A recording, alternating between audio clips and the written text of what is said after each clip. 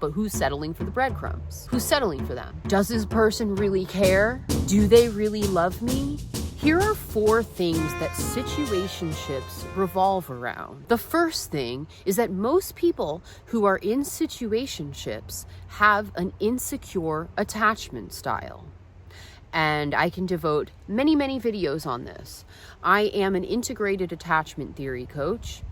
I healed my attachment style from fearful avoidant, also known as a disorganized attachment style, to secure. I'm mostly secure today. Relationships mirror to us what we are neglecting maybe in ourselves, or the things that we are to heal, we can say. When we have an insecure attachment style, we're attracting people who are going to show us the wounds that we need to heal. When we start to heal and we become more and more secure, it doesn't mean that we're going to have a relationship that's not challenging at all. So what happens in a lot of situationships is you'll see the pattern, the dynamic between an avoidant attachment style and a dismissive avoidant, and an anxious, preoccupied attachment style. Sometimes you'll see it with a fearful avoidant and a dismissive avoidant, and what will happen is for a fearful avoidant, they will become more anxiously attached when they're with a dismissive avoidant. If they're with an anxious attachment, they will become more avoidant because it will hit at different wounds, we'll say. And maybe you will find that there are 2 fearful avoidants, or disorganized as it's called. I'm going to use fearful avoidant from now on. I don't want to confuse everyone, but there are 2 different names for each attachment style apart from secure. It can often happen that there are 2 fearful avoidants that get into a situationship together. In fact, that's very prevalent. That was, for me at least, prevalent because it was always, I was attracting, over the years, I would attract more and more people who they were very wounded, they had been abused, and it brought me into recognition of the abuse that I experienced as a child or even as an adult. A lot of times you'll see this dynamic though of it's going to be this like push pull of like one person wants to get close, the other person wants to move away, feels suffocated. One person maybe has this abandoned wound trigger, that would be the anxious attached person. The other person, the avoidant, is like, whoa, they are swallowing me up, they will take over my whole life and I won't be free. So this is something it's happening all the time with these situationships. Because if you look at people that you know that are secure, I've seen this again and again. They have very good boundaries. They'll be okay with boundaries and with clear communication. And maybe if they were just sleeping around a bit, let's say, I'm using this as the best example because this is how situationships tend to happen, right? Is people get attached because they were just having a little fun, just sleeping around, but their biological needs, their biology started, the oxytocin started to kick in. And then we have all the attachment wounds, attachment in general going on, and people naturally seeking co-regulation together. But I've seen with securely attached people is that they may sleep around, right? But they're not going to, if they don't really want to be with that person, they will be very clear about it. I am serious. I know from experience.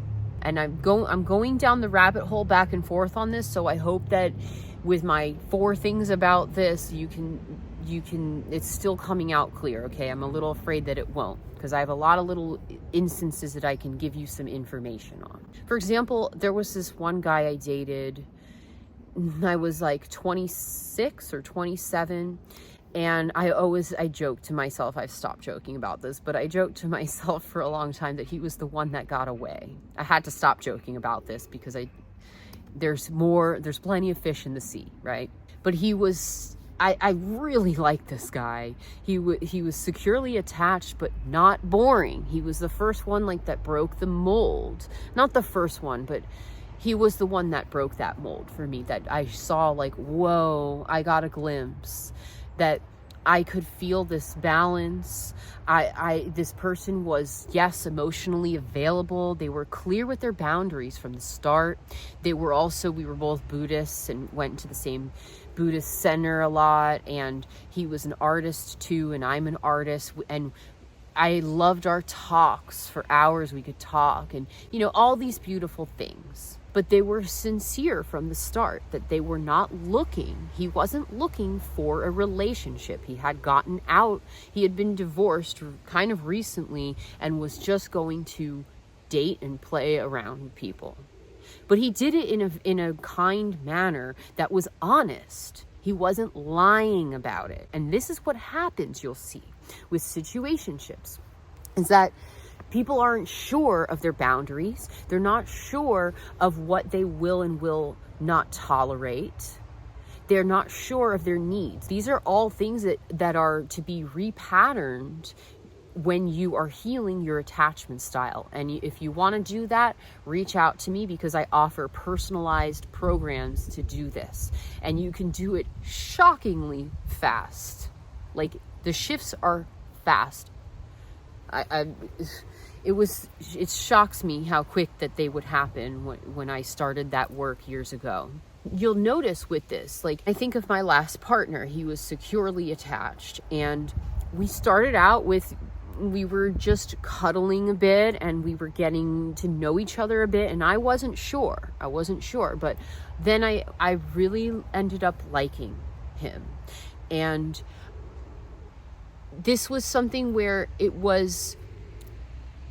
there also wasn't like this rush, okay? With secure people, there's not this big rush. You may see secure people who they got married really quickly, but they're also, it happens on this like natural timeline, that there isn't this rush, there isn't this demand and this clinging, or like, I have to get away. So there maybe they did sleep with each other before there was like an established relationship, we'll say. All right, sorry if I sound like I'm in like the 1940s or whatever.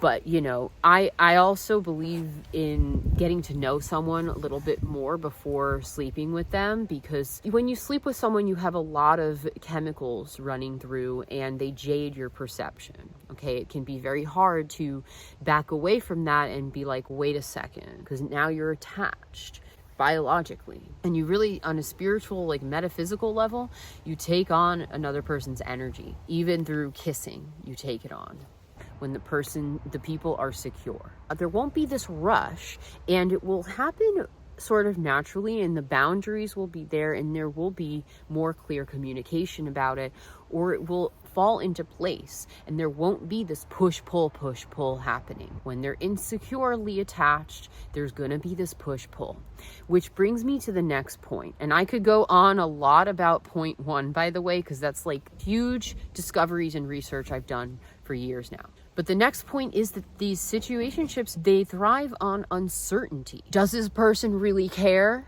Do they really love me? It's all about uncertainty. It might even involve limerence. Limerence is rooted in uncertainty. What we're creating when we're going back again and again to uncertainty is we're recreating an even more imbalanced nervous system, a dysregulated one, which is, it's like really taxing on the nervous system to go back and forth with this uncertainty. And now we have this nugget or breadcrumb of like, oh my God, they do care. Or this reassurance, okay, they do care. And then something happens again. Now we're all dysregulated again, but they are on this pedestal because you're attached. And this uncertainty goes back to your childhood, where you didn't know really if your parents really cared. Maybe they were there for some things, but they neglected other things. Maybe they were there in one way, but they weren't really present, or they weren't really present with feelings. Something was off, which is where your attachment style is created.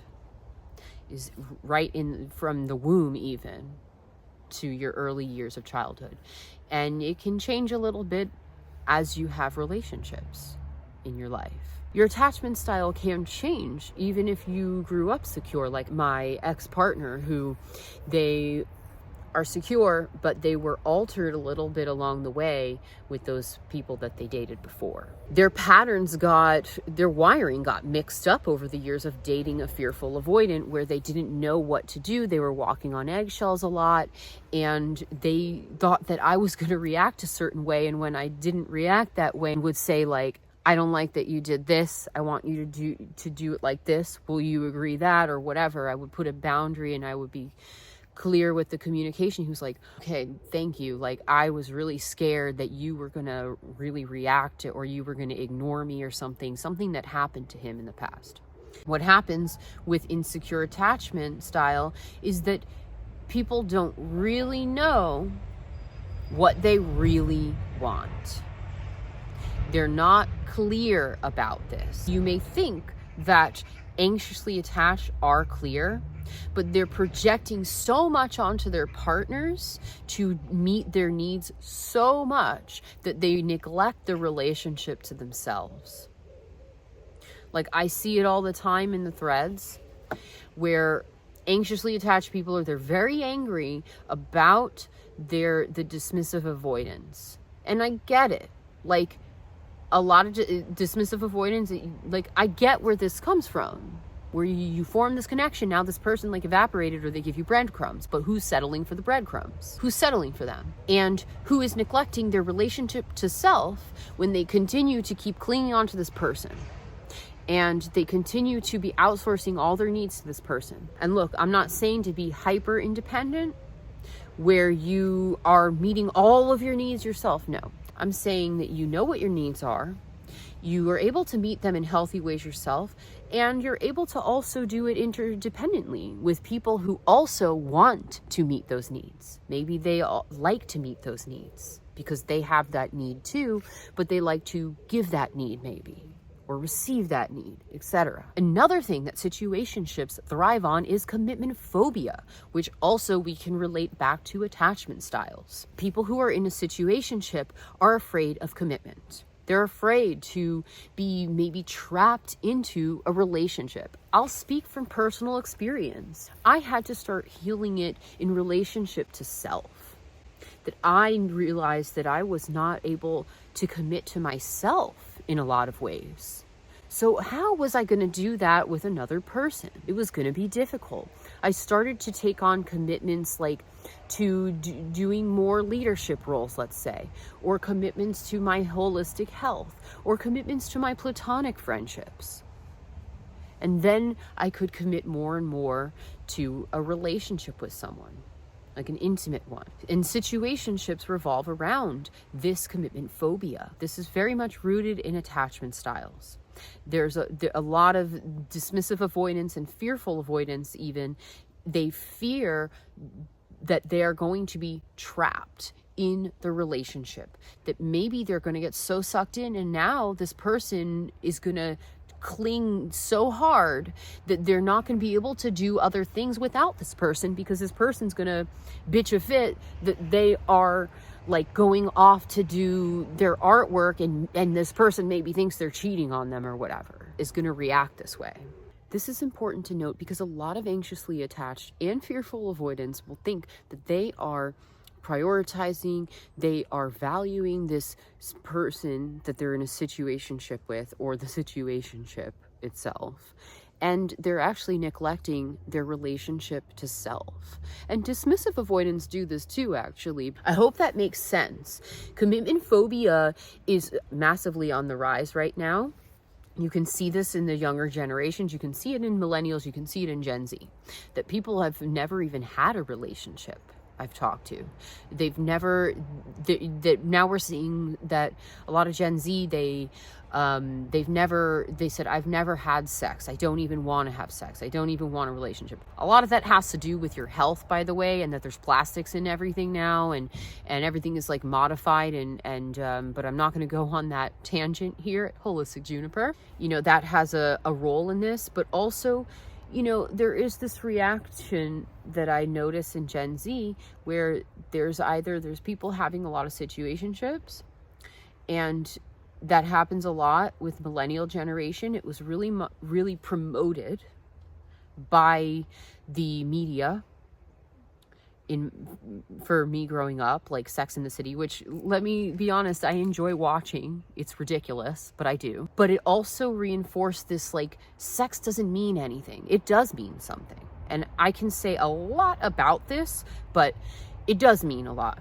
You're technically having a relationship with anything and everything that's in your reality. So in situationships, there's this like there's program that we are reducing the significance of the relationship, which is a very bad idea, because you're sharing an experience on a biological and energetic level with another person. It does mean something. It does alter you, regardless if the experience is really shitty or amazing and beautiful and transcendent.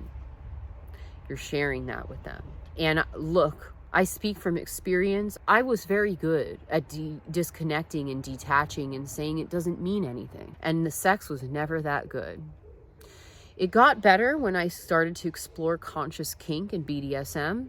You may know that I'm a professional dominatrix, and that gave me more of a framework that was different outside of situationships, where I still talked to the people that were my play partners. Like, I respected them. It broke that mold of situationships for me, actually. I've gained a lot of wisdom. So if you're feeling like, I need to charge this phone. If you are feeling like miserable that you have been a slut or something, just don't. There's a lot that you can learn from being a slut, as wild as that may sound. And I could even say things about the spiritual exploration of like being a conscious slut, we'll say. Okay, but I'll put a pin in it there. Let's go to the last thing, the fourth thing that I'm going to note today that situationships thrive on, is that there is not a sharing of values. Not really. Maybe you like the same surface level things or the same hobbies, but the values that are at your core, something's off, something's missing. When I reflect on the situationships that I had, maybe we liked some of the same things, but these were often mismatched. And what I was doing is that I would prepare to attract these people, like on an unconscious way, right? That I had to start taking responsibility for, by the way. I was attracting people that it was easy. It was easy for me to get out of the situationship with. I said, sometimes it wasn't, but it was easy. I mastered this plan that I would attract people who really, like, I didn't want to have a connection with them.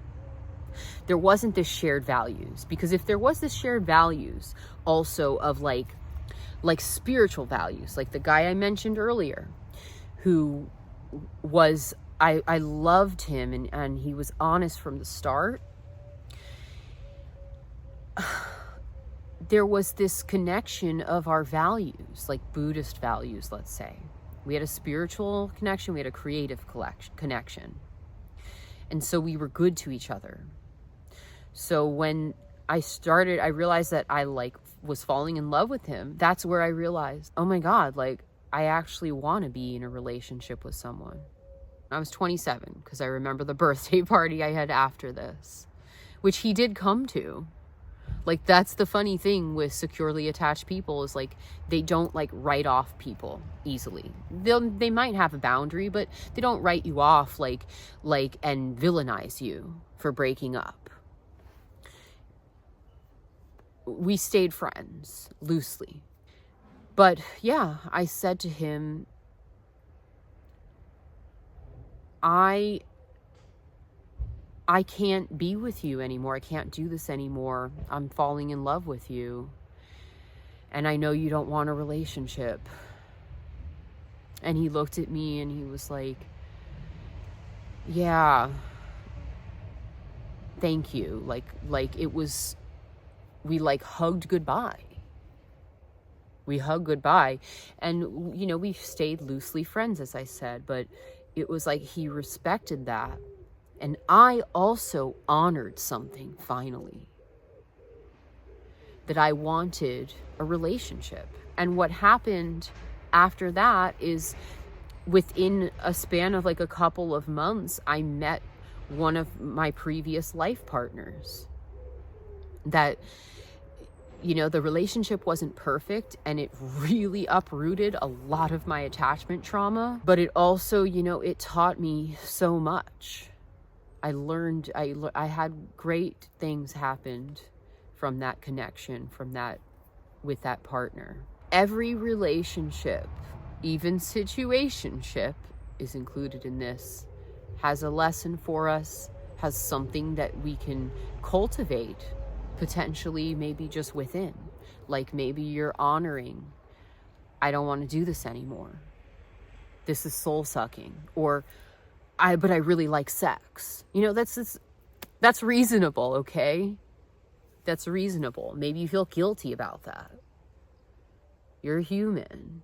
And I'm not saying like, oh, you're human, just do whatever and be irresponsible, but you're human. There are things to note. So if you're in a situationship or you're coming out of one, or you want to do the work around this, here's some prompts.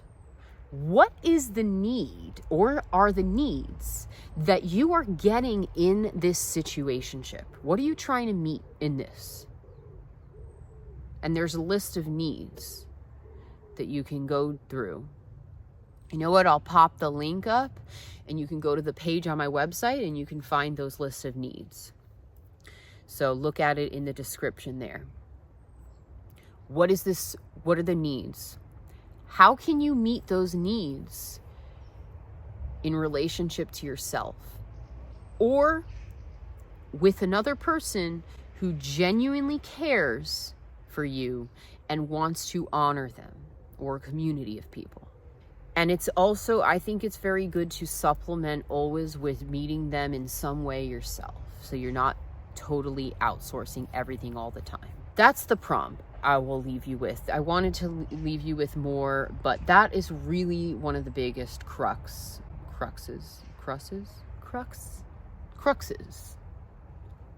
of this work. Thank you. Thank you for joining me. This is a subject that is very dear to my heart. It's not the last time I'll talk about it. If there's anything else that you'd like me to chat about with this, pop me a comment below. And if you like the video, like it. If you want to stay in connection, subscribe, and I'll see you next time. With a lot of, this is very important. How is their son over there? Sorry, Britain is so weird.